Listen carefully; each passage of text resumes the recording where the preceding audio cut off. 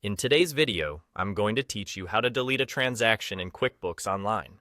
By the end, you'll know exactly where to go, what to click, and what to consider before you remove anything, so you keep your books clean and accurate. First, make sure you're in the correct company file and that you have permission to modify transactions.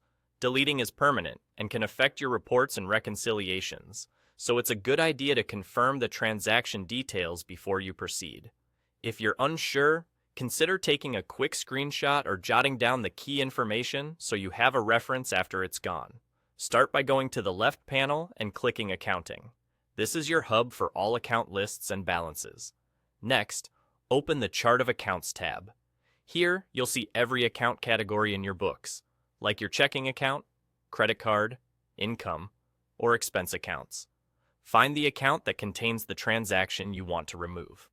If you aren't certain which account it lives in, think about where the money moved. A customer payment or expense usually sits in a bank or credit card account. A journal entry might be in a specific expense or income account. Once you've located the right account, click View Register. The register gives you a line-by-line list of transactions within that account. In the register, locate the specific transaction. You can sort by date, scan by amount, or use the filters and search fields if available to narrow things down. Click the transaction to expand its details and double-check everything: date, payee, amount, memo, and any attachments. This is your final chance to confirm you're selecting the right item. When you're sure, click Delete. QuickBooks will typically ask you to confirm. Remember, deleting removes the transaction completely from your books and reports. If the transaction was already reconciled, deleting it will unbalance that reconciliation and may require you to fix or redo it. If your books are closed for a prior period, you may also see a warning.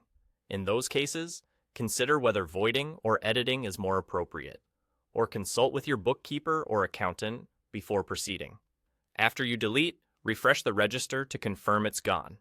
If you ever need to verify what changed, you can review your audit trail to see that a deletion occurred, along with the date and user who made the change.